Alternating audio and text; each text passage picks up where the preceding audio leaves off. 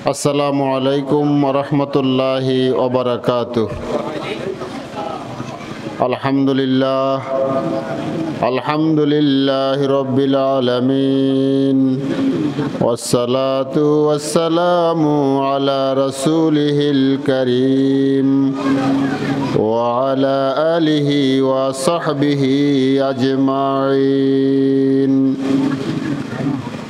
قال الله سبحانه وتعالى في كلامه المجيد والفرقان الحميد ألف لام ميم ذلك الكتاب لا ريب فيه هدى للمتقين وقال تعالى إن الله وملائكته يصلون على النبي يا أيها الذين آمنوا صلوا عليه وسلموا تسليما اللهم صل على سيدنا مولانا محمد وعلى آل سيدنا مولانا محمد اللهم صل على سيدنا مولانا محمد وعلى آل سيدنا مولانا محمد। দইয়ারা আলেম সমাজের উদ্যোগে আয়োজিত আজকের এই মাহফিলের সম্মানিত সভাপতি, আমাদের গ্রামের এই বিশিষ্ট শিক্ষাবিদ, শিক্ষানুরাগী সমাজসেবক, আমাদের শ্রদ্ধেয় বড় ভাই জনাব আলহাজ আলী আসগর বিচ্ছি সাহেব, মঞ্চে উপবিষ্ট এই এলাকার গণ্যমান্য ব্যক্তিবর্গ, বিশেষ অতিথিবৃন্দ, আমার সামনে উপবিষ্ট এলাকাবাসী, মুরব্বিয়ান একরাম, মুসল্লিন একরাম, মহান আল্লাহ রাব্বুল আলামিনের দরবারে লাখো কোটি শুকরিয়া আদায় করছি যিনি আমাদেরকে আজকের এই তীব্র কনকনে শীতের মাঝে আজকের এই মাহফিলে সমবেত হওয়ার, উপস্থিত হওয়ার তৌফিক দান করেছেন। আমরা সবাই আল্লাহর শুকরিয়া আদায় করি, বলি আলহামদুলিল্লাহ। আমরা এশার নামাজ নির্দিষ্ট সময়ে এই মাঠে আমরা পড়ে নেব, যাতে নামাজের কোনো ব্যাঘাত না হয়, এবং পরবর্তীতে আমাদের যেই প্রধান বক্তা এবং বিশেষ বক্তা তারা এশার নামাজের পরে আলোচনা করবেন। আল্লাহ রাব্বুল আলামিন আমাদেরকে মাহফিলের শেষ পর্যন্ত থাকার তৌফিক দান করুন। আজকে আমরা প্রধান মেহমান এবং বিশেষ মেহমানের আলোচনা শোনার জন্য আমরা আয়োজন করেছি। আমরা বিভিন্ন সময় কথা বলে থাকি, কথা বলার সুযোগ হয়। সম্মানিত এলাকাবাসী, মুরব্বিয়ান একরাম, আজকের মাহফিলের নাম হলো তাফসিরুল কোরআন মাহফিল। আজকের মাহফিলের কি নাম? তাফসিরুল কোরআন। আসলেই আসে কোরআনের কথা। আজকের এই মজলিস হলো কোরআনের মজলিস। মাগরিবের নামাজের পরে আমাদের একজন বিশেষ মেহমান, যেই সুন্দর কণ্ঠে কালামে হাকিম থেকে তেলাওয়াত করছেন, আপনারা কি উনি যদি তেলাওয়াত না করতেন তাহলে কি বুঝতে পারতেন যে কত সুন্দর সুললিত কণ্ঠে আমাদেরকে কোরআন তেলাওয়াত করেছেন। উনি ব্যক্তিগতভাবে রাজনীতির সাথে জড়িত, সম্পর্কিত। আল্লাহ রাব্বুল আলামিন ওনার হৃদয়ের মাঝে কোরআনের এই খনি রেখেছেন।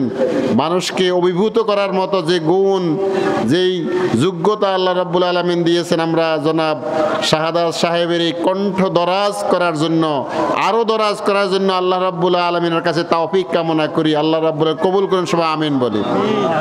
সম্মানিত মুসল্লিন একরাম, আমি আলোচনা করব না, আলোচনা করার সুযোগ নেই, যেহেতু কোরআনের মজলিস, কোরআনের মাহফিল, কোরআনের আলোচনা, কোরআনের কথাবার্তা যেখানে হয় সেটা হলো হাদিসের ভাষায় সেটা হলো জিকিরের মজলিস। কিসের মজলিস? জিকির। আমরা তো জিকির মনে করি হয়তো আল্লাহু আল্লাহু আল্লাহু আকবার বললে জিকির, আসলে কোরআন এবং হাদিসে বলতেছে দ্বীনি আলোচনা, দ্বীনি বয়ান যেখানে হয় সেটা হলো জিকিরের মজলিস। আল্লাহু আকবার। আল্লাহর নবী মুহাম্মদুর রাসূলুল্লাহ সাল্লাল্লাহু আলাইহি ওয়াসাল্লাম বলেছেন, লা ইয়াকুদু কাওমুন ইয়াযকুরুনাল্লাহা তাআলা গাশিয়াত আলাইহিমুর রাহমা ওয়া নাযালাত আলাইহিমুস সাকিনা ওয়া হাফফাত আলাইহিমুর রাহমা ওয়া ইয়াযকুরুল্লাহু তাআলা মান ইনদাহু আও কামা ক্বালা আলাইহিস সালাতু ওয়াস সালাম। আল্লাহর রাসূল বলেন যে কোনো মজলিসে যখন দ্বীনি কথাবার্তা হয়, আল্লাহর জিকির হয়, মানে কোরআনের আলোচনা, হাদিসের আলোচনা হয়, দ্বীনি বয়ান হয়, তখন এই মজলিসটাকে আল্লাহর রহমতের ফেরেশতা কি করে? ঘিরে রাখে, এবং সেখানে আল্লাহ রাব্বুল আলামিনের পক্ষ থেকে রহমত নাজিল হতে থাকে। সুবহানাল্লাহ। তাহলে আমরা এমন একটা মজলিসে আছি তো, এই মজলিসটা আজকে আল্লাহর রহমতের ফেরেশতারা ঘিরে রেখেছে, যেহেতু এটার নাম হলো কোরআনের মজলিস। কিসের মজলিস? কোরআনের মজলিস। কোরআন কার কালাম? কার কথা? কোরআন কার কথা? আল্লাহ রাব্বুল আলামিনের কথা। আল্লাহ রাব্বুল আলামিন তার কথাটা কোরআনের মধ্যে লিখে দিয়েছেন যাতে আমরা সেই কথা শুনি, সেই কথা আমল করি এবং সেই কথা বুঝি। হযরত ইব্রাহিম আলাইহিস সালাম কাবা ঘর নির্মাণ শেষ হওয়ার পরে কাবা ঘরের সামনে দাঁড়িয়ে যখন আল্লাহ রাব্বুল আলামিনের কাছে বললেন, আমি তো কাবা ঘর নির্মাণ সংস্কার কাজ শেষ করেছি, তখন ইব্রাহিম আলাইহিস সালাম আল্লাহর কাছে দোয়া করছেন। দোয়া করছেন কি? রব্বানা ওয়াবআস ফীহিম রাসূলাম মিনহুম ইয়াতলু আলাইহিম আয়াতি ওয়া ইউআল্লিমুহুমুল কিতাবা ওয়াল হিকমাতা ওয়া ইউযাক্কিহিম ইন্নাকা আনতাল আজিজুল হাকীম। ইব্রাহিম আলাইহিস সালাতু ওয়াস সালাম আল্লাহর কাছে দোয়া করছিলেন, আল্লাহ আমি কাবাঘর সংস্কার আপনার নির্দেশে শেষ করছি, এখন হে রাব্বুল আলামিন, রব্বানা, হে আমার রব, ওয়াবআস ফীহিম রাসূলা, আমার বংশধরের মধ্যে আপনি একজন রাসূল পাঠান। কি পাঠাবো? রাসূল। দোয়া কে করছেন? ইব্রাহিম আলাইহিস সালাম কে? ইব্রাহিম আলাইহিস সালাম কে? মুসলিম জাতির পিতা। মুসলিম জাতির পিতা। মুসলমানদের জাতির পিতা কে? মিল্লাত আবিকুম ইব্রাহিম হুয়া সাম্মাকুমুল মুসলিমিন। মুসলিম জাতির পিতা ইব্রাহিম আলাইহিস সালাম। সেই মুসলিম জাতির পিতা ইব্রাহিম আলাইহিস সালাম কাবা ঘরের সামনে দাঁড়িয়ে আল্লাহর কাছে দোয়া করছিলেন, আল্লাহ রব্বানা ওয়াবআস ফীহিম রাসূলা, ওগো আল্লাহ আমার বংশধরের মধ্যে আপনি এমন একজন রাসূল পাঠান, সেই রাসূলে কি করবে? ইয়াতুলু আলাইহিম আয়াতিহি, আপনার কালাম, আপনি যে ওহী পাঠাবেন সেই ওহী মানুষের মধ্যে তেলাওয়াত করে শোনাবে। তাহলে আমার বংশধরের মধ্যে আপনি একজন রাসূল পাঠাবেন, যে রাসূলের কাজ হবে ওই রাসূলের কাছে আপনি যে ওহী আসমানি কিতাব নাজিল করবেন সেই আসমানি কিতাবটা তিনি তেলাওয়াত করে শুনাবেন। এক নম্বর কি? আসমানি কিতাব যেটা নাজিল করা হবে সেটা তেলাওয়াত করে শুনাবেন। নাম্বার 2, ওয়াইউআল্লিমুহুমুল কিতাবা ওয়াল হিকমা, এবং আপনি যে কিতাবটা তার প্রতি নাজিল করবেন সেই কিতাবের এলেমের চর্চা, এলেমের জ্ঞান মানুষকে দিবে, তেলাওয়াত করবে। সেই কিতাবের মধ্যে তেলাওয়াতের পরবর্তী ধাপ হলো কিতাবটা বুঝে মানুষের কাছে সেই কি করবে? সেই এলেমটাকে বিতরণ করবে, তাদেরকে এলেমটা শিক্ষা দিবে, কোরআনের সে আসমানি কিতাবের এলেম। ওয়ায়ুজাক্কিহিম, 3 নম্বর হলো কোরআনের মধ্যে যে ইলম আছে, যে হেদায়েত আছে, সেই হেদায়েতের আলোকে মানুষের জীবনকে, মানুষের আত্মাকে, মানুষের কলবকে সংশোধিত পরিচ্ছন্ন করে ভালো মানুষ হিসেবে তৈরি করে বলবে সুবহানাল্লাহ। তাইলে আল্লাহর নবী ইব্রাহিম আলাইহিস সালাম যে দোয়া করছিলেন, সেই দোয়ার পরবর্তীতে আল্লাহ রাব্বুল আলামিন শেষ নবী মুহাম্মদুর রাসূলুল্লাহ সাল্লাল্লাহু আলাইহি ওয়াসাল্লামকে পাঠাইছেন। আর আমাদের নবী মুহাম্মদুর রাসূলুল্লাহ সাল্লাল্লাহু আলাইহি ওয়াসাল্লাম হলো ইব্রাহিম আলাইহিস সালামের বংশধর। সুবহানাল্লাহ। তাহলে ইব্রাহিম আলাইহিস সালাম যে দোয়া করছিলেন, এই দোয়া অনুযায়ী নবীদের কাজ হলো 3টা। কয়টা? 1 নম্বর হলো যেই আসমানি কিতাব নবীর উপর নাজিল করেন সেটা তেলাওয়াত করা। তাহলে আমাদের কাছে কোরআন শরীফ আছে তো, কোরআন মজিদ আমাদের কাছে আছে তো, আমাদের 1 নম্বর কাজ হলো কোরআন তেলাওয়াত করা। শেষ। কোরআন তেলাওয়াত পারলে শেষ। হাফেজ সাহেব হয়ে মুখস্থ কোরআন হেফজ করে ফেললে শেষ। আমাদের মধ্যে এখনো অনেকের ভুল ধারণা আছে, কয় ছেলেরে হাফেজ বানাইছি, কয় লেখাপড়া শেষ। হাফেজ কোনো শিক্ষাগত যোগ্যতা নয়, কোরআনের হেফজ করা শিক্ষাগত যোগ্যতা নয়। এটা আল্লাহর কোরআন হেফজ করছে, মাত্র 1 নম্বর দরজায় পা দিছে। 2 নম্বর হলো কোরআন মজিদ তেলাওয়াত শিখার পরে, এবং সেই তেলাওয়াত হবে বিশুদ্ধ তেলাওয়াত। সেই তেলাওয়াত হবে কি? সহি শুদ্ধ তেলাওয়াত। আমরা কি সহি শুদ্ধ কোরআন তেলাওয়াতের জায়গায় আসিনি? কথা কন, আসিনি? ভুল ভ্রান্তিতে ভরা আমরা কুল হুয়াল্লাহু আহাদ, আমরা এটা বলতে কুল হুয়াল্লাহু আহাদ বলে ফেলি। এই মারাত্মক। কুল হুয়াল্লাহ যদি না বলি যে কুল হুয়াল্লাহু আহাদ, তাহলে মারাত্মক অর্থের এত পার্থক্য হয়ে যায় যে একবারে অনেক পার্থক্য হয়ে যাওয়ার কারণে সওয়াবের থেকেও গুনাহ বেশি হয়ে যায়। যেমন কুল হুয়াল্লাহু আহাদ, হে রাসূল আপনি বলুন, হে রাসূল আপনি বলেন যে আল্লাহ এক। আর যদি ছোট কাপ দিয়ে, যেটাকে ছোট কাপ বলা হয়, যদি বলা হয় কুল হুয়াল্লাহু আহাদ, হে রাসূল আপনি খান, কোথায় আপনি বলেন যে আল্লাহ এক। আর যদি আমরা কুল হুয়াল্লাহ বলি তাইলে হবে হে রাসূল আপনি খান। বেশ কম আছে না নাই? আকাশ এবং জমিনের পার্থক্য। তাহলে সওয়াব হইব না গুনাহ হইব? আল্লাহ রাব্বুল আলামিন তার হাবিবকে পাঠাইছেন। 1 নম্বর না কাজ হলো ইয়াতুলু আলাইহিম আয়াতিহি। আল্লাহ রাব্বুল আলামিন জিবরাইল আলাইহিস সালামের মাধ্যমে যে কোরআন অবতীর্ণ করেছেন, উম্মতের কাজ হলো সেই কোরআন তেলাওয়াত শিখা, আর রাসূলের কাজ হলো উম্মতকে কোরআন তেলাওয়াত শিখানো। 1 নম্বর। 2 নম্বর কাজ হলো তেলাওয়াতের পরে কোরআনের ইলম অর্জন করা, কোরআনকে বুঝা, কোরআনে কি আছে সেটা জানা। আর 3 নম্বর হলো জানার পরে সেই ইলম অনুযায়ী আমল করে আমাদের যেই অপরিচ্ছন্ন কলব, আমাদের পাপ যুক্ত কলবকে আমরা পরিষ্কার করে ভালো মানুষ হয়ে যাওয়া, আল্লাহর ভালো বান্দা হয়ে যাওয়া, দুজকের পথ থেকে বেহেশতের পথের যাত্রী হয়ে যাওয়া। আল্লাহু আকবার। সেই কোরআনের মজলিস আজকে। এটা কিসের মজলিস?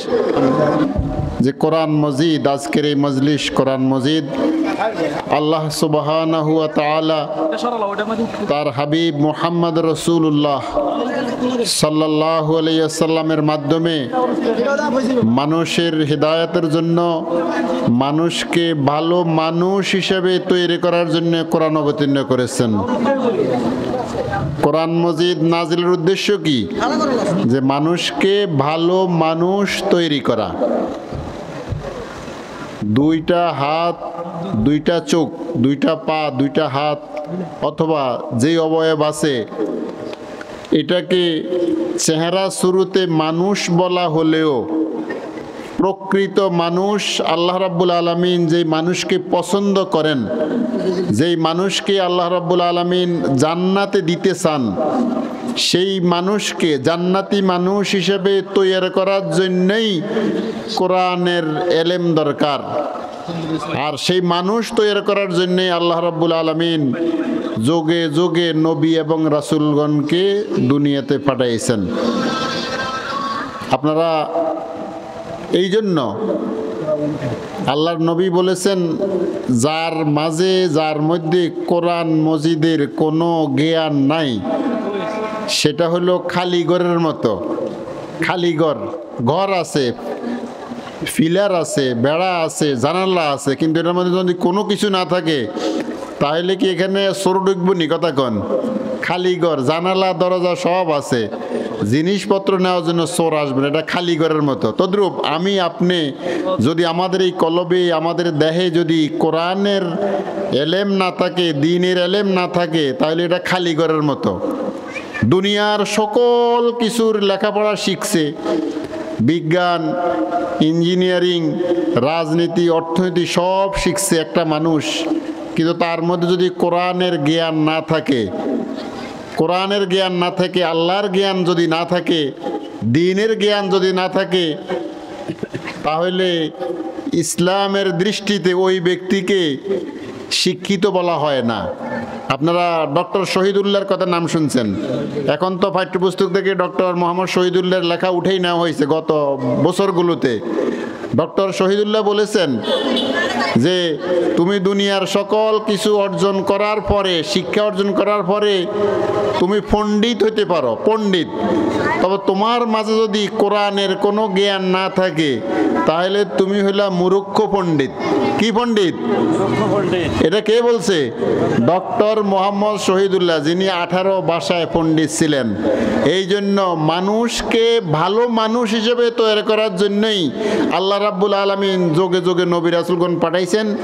আর শেষ নবী মুহাম্মদ রাসূলুল্লাহ সাল্লাল্লাহু আলাইহি ওয়াসাল্লামকে আল্লাহ রাব্বুল আলামিন দুনিয়াতে পাঠাইছেন। এরপরে কোনো নবী আর রাসূল আসবেন না। ওলামায়ে কেরামের এই চেষ্টা, দ্বীনি দাওয়াত তাবলীগের কাজে এই প্রচেষ্টা, যেখানে দ্বীনি বয়ান, শুধু এই প্রচেষ্টাই। এই জন্য এই প্রচেষ্টার আয়োজন যেখানে করা হয়, সেখানে মানুষ সাধারণত কম যায়। আজকে যদি দইয়ারা প্রাইমারি স্কুল মাঠে যদি আজকে কোনো গানের আয়োজন হতো, কোনো নাচের আয়োজন হতো, তাহলে টিকিট বিক্রি করার জন্য 14 জায়গার মধ্যে জায়গা করলেও টিকিট বিক্রেতার জামা কাপড় ছিঁড়ে ফেলতো, খালি টিকিট পায় না। পরে এক শ্রেণীর লোক টিকিট না পাইয়া প্যান্ডেল ছিঁড়ে এটা দেখার জন্য আয়োজন করতো। ঠিক কিনা বলেন? এটা যোগে যোগে এটাই প্রমাণিত হয়েছে, যেখানে ভালো কাজের জন্য মানুষ আস্তে আস্তে আগায়। আল্লাহ রাব্বুল আলামিন এই সমাজ থেকে, এই গ্রাম থেকে, আজকের এই মজলিসে যারা আছেন তাদেরকে অবশ্যই আল্লাহ রাব্বুল আলামিন এই ভালো কথাগুলো শোনার জন্য তাদেরকে কবুল করছেন। আমিন বলেন। আর মাইকের আওয়াজ ভালো হওয়ার কারণে আমাদের গ্রামের এবং এলাকার মা বোন যারা আছেন তারাও বাড়িতে বসে শোনার সুযোগ লাভ করতেছেন। এটাও একটা ভালো অগ্রগতি। আল্লাহ রাব্বুল আলামিন এই সমাজ থেকে নির্বাচিত যে মানুষগুলোকে এই কনকনে শীতের মাঝে এই মাঠে বসে ওয়াজ করার জন্য সুযোগ করে দিয়েছেন, মাহফিলের উদ্দেশ্যে আসা এবং বাড়ি যাওয়া পর্যন্ত, এবং এখানে অবস্থানকালীন পুরা সময়টাই আপনার আমল নামায় নেক আমল লেখা হয়ে জান্নাতে পরবর্তী জীবনের নাজাতের জরিয়া করে দিতে পারেন। আল্লাহ রাব্বুল আলামিন সে সুযোগ করে দেন। সবাই আমিন বলি। সম্মানিত এলাকাবাসী, মুসলিম একরাম, আমি বলতেছিলাম কোরআনের কথা। কিসের কথা? কোরআনের কথা। কোরআন মজিদ সম্পর্কে আল্লাহর নবী মুহাম্মদ রাসূলুল্লাহ সাল্লাল্লাহু আলাইহি ওয়াসাল্লাম বলেছেন, মান ক্বালা বিহি সাদাকা। 4টা কথা। মান ক্বালা বিহি সাদাকা, যেই কোরআনের কথা বলবে সে সত্য কথা বলে। কোরআনের রেফারেন্স দিয়ে যদি যে কথা বলে কোরআনে আছে, তাহলে এই কথাটা কোরআনে আছে যদি প্রকৃত থেকে থাকে, তাহলে এই ক্ষেত্রে কোনো ধরনের সন্দেহ সংশয় করা যাবে না। মান ক্বালা বিহি সাদাকা, কোরআনের কথা যিনি বলবেন এটা কি সত্য কথা। কোরআনে যত কথা আছে কি সত্য কথা। এই কোরআনে আছে সত্য কথা হওয়ার কারণেই আরবের যুগে, আরবে রাসূল আকরাম সাল্লাল্লাহু আলাইহি ওয়াসাল্লামকে যেই সমাজে আল্লাহ রাব্বুল আলামিন নবী হিসেবে পাঠাইছিলেন, তারা তো আরবি বুঝতো, আমরা বুঝি না। আমরা কি আরবি বুঝিনি? আমরা আরবি বুঝি না। আমরা তেলাওয়াত করলে কি বলে তা বুঝি না, অথচ এই তেলাওয়াতের মধ্যে আমরা এমন অনেক কথা বলে ফেলছি, এর বিরুদ্ধে আমরা কাজ করতেছি। আমরা সূরা যে ইশার নামাজের মধ্যে যে আমরা দোয়া কুনুত পড়ি তো, আল্লাহুম্মা ইয়াকা না'বুদু ওয়া লাকা নুসাল্লি, পড়িনি আমরা? সূরা ফাতিহার মধ্যে পড়িনি? ইয়াকা না'বুদু ওয়া ইয়াকা নাস্তাইন পড়িনি আমরা? মালিক ইয়াউমিদ্দিন আমরা পড়ি তো? মালিক ইয়াউমিদ্দিন, কিয়ামতের দিবসের মালিক আল্লাহ, এই কথা আমরা বলি, কিন্তু আমরা অর্থ বুঝি না। আমরা আরবি না বুঝার কারণে আমরা এমন অনেক কথা বলে ফেলতেছি, আবার কাজ করার ক্ষেত্রে আমরা এর উল্টা করি। ওই যে সৌদি আরব গেছিল, সৌদি আরব যাওয়ার পরে মার কাছে চিঠি লিখছে, মা কোনো ভাষা টাষা কিচ্ছু বুঝি না, কয় খালি দুইটা বুঝি, দুইটা বাংলা কয় আর সব আরবি। তো মায় কয় কি বাংলা? কয় আজান দেয় বাংলায় আর সালাম দেয় বাংলায়। আচ্ছা কোন তো আজান আর সালাম কি বাংলায় না আরবি? আরবি। তো এটা কিনলে কইছে, মানে বাংলাদেশও আজান দিছে, এটা হইনতে হইনতে বাংলার মতো মনে হয়, সালামও বাংলার মতো মনে হয়। তো কয় আজান আর সালাম বাংলা, সব আরবি। তদ্রুপ আমরা কোরআন তেলাওয়াত করতেছি, এই কোরআনের মাঝে আমরা কি বলতেছি আমরা বুঝতেছি না। আল্লাহর নবী মুহাম্মদ রাসূলুল্লাহ সাল্লাল্লাহু আলাইহি ওয়াসাল্লাম বলেছেন, মান ক্বালা বিহি সাদাকা, কোরআনের কথা যে বলবে সে সত্য কথা বলে। কোরআনে যেটা সত্য এই কথা যদি কেউ অস্বীকার করে তার ঈমান চলে যাবে। এক নম্বর, মান ক্বালা বিহি সাদাকা, কোরআনের কথা যেটা সেটা কি? ওয়া মান আমিলা বিহি উজরা, আর কোরআনের অনুযায়ী যে আমল করবে সে আল্লাহ রাব্বুল আলামিনের কাছে যা প্রতিদান পাবে। কোরআন অনুযায়ী আমল করলে কি পাবে? সওয়াব পাবে। কোরআন অনুযায়ী আমল করলে জান্নাতের পথে চলে যাবে, জাহান্নামের পথ থেকে জান্নাতের দিকে চলে যাবে। সেটা হলো কোরআন। ওয়ামান আমিলা বি উজরা ওয়ামান হাকামা বিহি আদালা, আর কোরআন অনুযায়ী যে শাসন ব্যবস্থা হবে সেই শাসন ব্যবস্থা হবে ইনসাফের শাসন ব্যবস্থা। ইনসাফের, কোরআন যেখানে, কোরআনের আইন যেখানে প্রচলিত আছে সেখানে কি হয়? ন্যায় বিচার প্রতিষ্ঠা হয়। সৌদি আরবে কি 100% কোরআনী শাসন চালু আছে নি? কথা বলেন। নাই, মাত্র যেই কয়েকটা আছে, এই কয়েকটা থাকার কারণে সৌদি আরবের মধ্যে যে শান্তি প্রতিষ্ঠিত পৃথিবীর সকল দেশ থেকে সৌদি আরবের মধ্যে শান্তি সবচেয়ে বেশি। অথচ 100% কোরআনের শাসন সেখানে নাই। মাত্র কয়েকটা থাকার কারণে মানুষ আল্লাহর কোরআনের এই শাসনের সুবিধা মানুষ পেয়ে যাচ্ছে। কোরআনের বিধান হলো, চুরি করলে যদি সাক্ষ্য প্রমাণিত হয় তাহলে হাত কাটি দাও।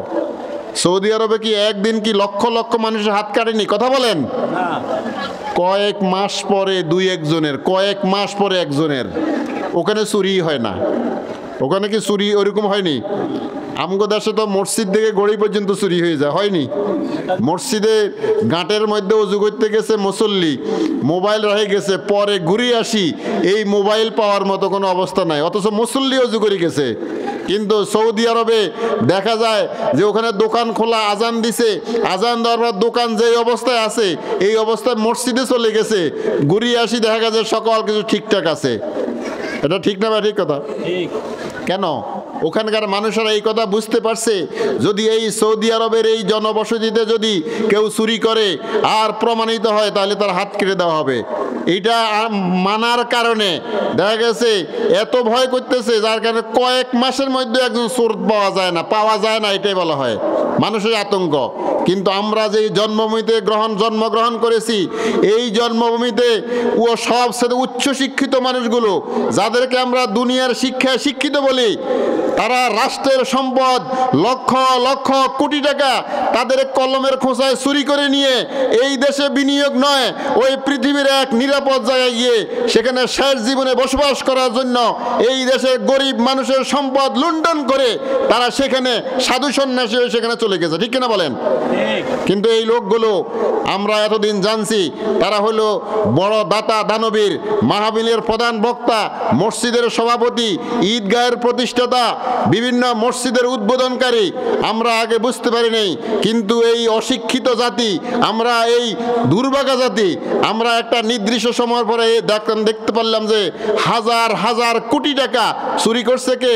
আমার গ্রামের যিনি খেটে খাওয়া মানুষ, তিনি, যিনি রিক্সা অটো চালান, এই ভাই চুরি করছেন, নাকি ইউনিভার্সিটির উচ্চ শিক্ষিত মানুষগুলো যারা সবচেয়ে শিক্ষিত, সবচেয়ে মেধাবী, তারাই না চোর? তারা কে চুরি করছে? কথা বলেন।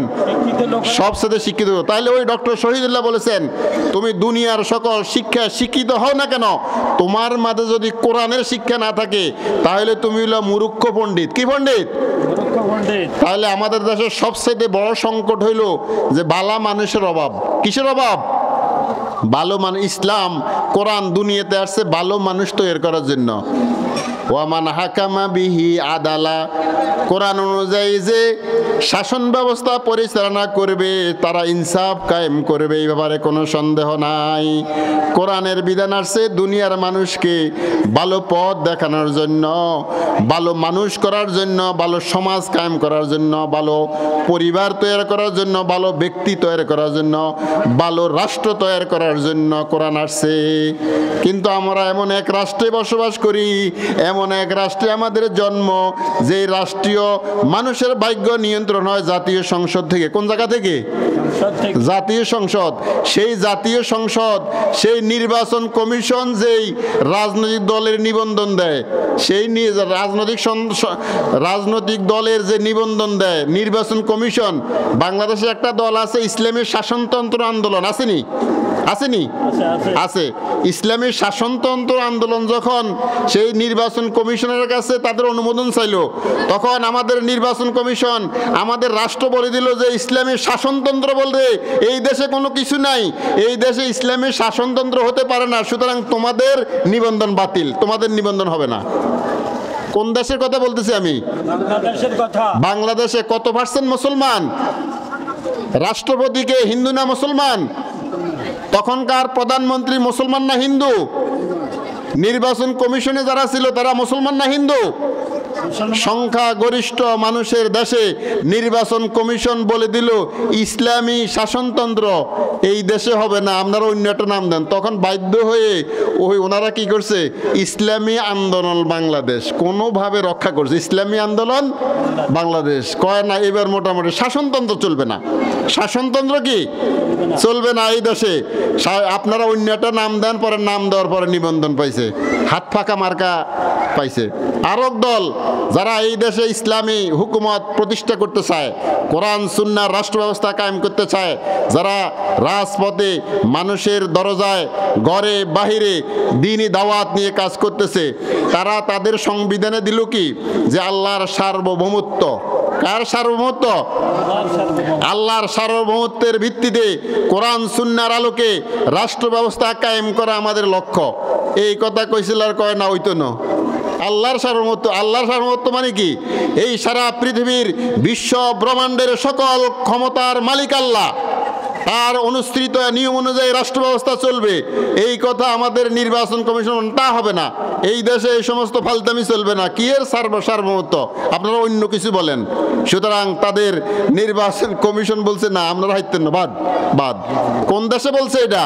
যেই দেশের 92% মুসলমানের দেশ, যেই দেশের নির্বাচন কমিশন হইল মুসলমান, যেই দেশের প্রধানমন্ত্রী ছিলেন মুসলমান, যেই দেশের রাষ্ট্রপতি মুসলমান, যেই দেশের 2 লক্ষ মসজিদ থেকে মুয়াজ্জিনের কণ্ঠে আল্লাহু আকবার আযান ধ্বনিত হয়, যেই দেশে কোরআনের মাহফিল হয়, মাঝে মধ্যে বন্ধ হইয়া যাইত, মাঝে মধ্যে অনুমতি নেওয়া লাগতো, এসপি ইউনো ডিসি থেকে শুরু করে অবস্থা অনুমতি নেওয়া লাগতো ইসলামী জলসার।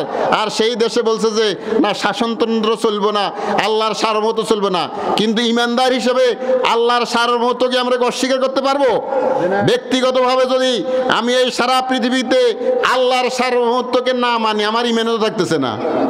নির্বাচন কমিশন বলছে তোমার ইমান থাক আর না থাক, ইসলামী সার্বভৌমত্ব আল্লাহর সার্বভৌমত্ব তুমি এটা মানতে পারবে না। তাহলে কি আমাদের কোরআনের সাথে সংঘর্ষ আছে না মিল আছে না ব্যামিল আছে? ব্যামিল আছে। আমরা সেই দুর্ভাগ্য জাতি হিসেবে আমরা এই দেশে গ্রহণ করেছি। আল্লাহর নবী মুহাম্মদ সাল্লাল্লাহু আলাইহি ওয়াসাল্লাম বলেছেন মান হাকামা বিহি আদালা, যে ব্যক্তি কোরআন অনুযায়ী শাসন ব্যবস্থা করবে, সমাজ চালাইবে, পরিবার চালাইবে, রাষ্ট্র চালাইবে, সেখানে ইনসাফ কায়েম হবে। ইনসাফ যদি কায়েম না হয় তাহলে আল্লাহর কাছে এই নামাজ, এই রোজা, এই তাসবিহ তাহলিল, এই তারাবি, এই খতম তারাবি দিয়ে কাম হইব নি? যদি রাষ্ট্রে ইসলাম আমার নিজের মধ্যে ইনসাফ না থাকে, সমাজ ইনসাফ কায়েম করা না যায় আমার ব্যক্তিগতভাবে, এরপরে ইনসাফ চলবে না। তোমার আল্লাহর সার্বভৌমত্ব যেখানে, এই আল্লাহ বলছে ইন্নাল কুওয়াতা লিল্লাহি জামিয়া, সকল ক্ষমতার উৎস কে? কিন্তু আমাদের রাজনীতি শিখেছে জনগণ হলো সকল ক্ষমতার উৎস।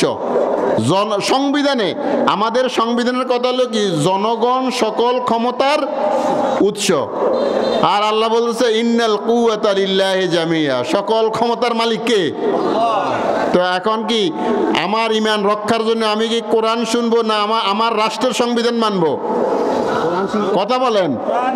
যদি সংবিধান মানি, আমি আল্লাহর এই কথা মানতে পারতেছি না, আর আল্লাহর এই কথা মানলে সংবিধান মানতে পারতেছি না, আমি সংবিধান বিরোধী হওয়ার কারণে রাষ্ট্রদ্রোহী মামলায় আমি আসামি।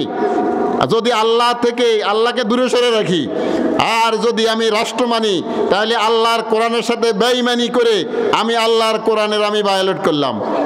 আমরা কোনটা মানব? সম্মানিত মুসলিম کرام, এরপরে আল্লাহ রাসূল বলেছেন, ওয়ামান দাআ ইলাইহি ফাকাদ হুদিয়া ইলা সিরাতিম মুস্তাকিম। কোরআন মজিদ এমন এক কিতাব, যেই কোরআনের দিকে মানুষ আহ্বান করলে, দাওয়াত দিলে, সে আসলে হেদায়েত পাইয়া যায়, সে হেদায়েতের পথে চলে। কোরআন এমন, এই দিকে কেউ ডাকলেই সে হেদায়েত পায়। সম্মানিত মুসলিম کرام, এলাকাবাসী, আমরা অনেক সময় কথা বলার সুযোগ হয়, আমরা কথা বলবো। আমাদের সাথে আজকের মাহফিলের আজকে বিশেষ মেহমান, প্রখ্যাত আলেমে দ্বীন, নিঃসন্দেহপুর কামিল মাদ্রাসা কচুয়ার, এটি প্রসিদ্ধ স্বনামধন্য মাদ্রাসা। ওই মাদ্রাসার স্বনামধন্য প্রধান মুহাদ্দিস আলহাজ হজরত মাওলানা নুরুজ্জামান হাফেজাহুল্লাহ, তিনি মঞ্চে এসে উপস্থিত হয়েছেন। তিনি কথা বলবেন। আল্লাহ রাব্বুল আলামিন ওনাকে কথা বলার তৌফিক দান করুন।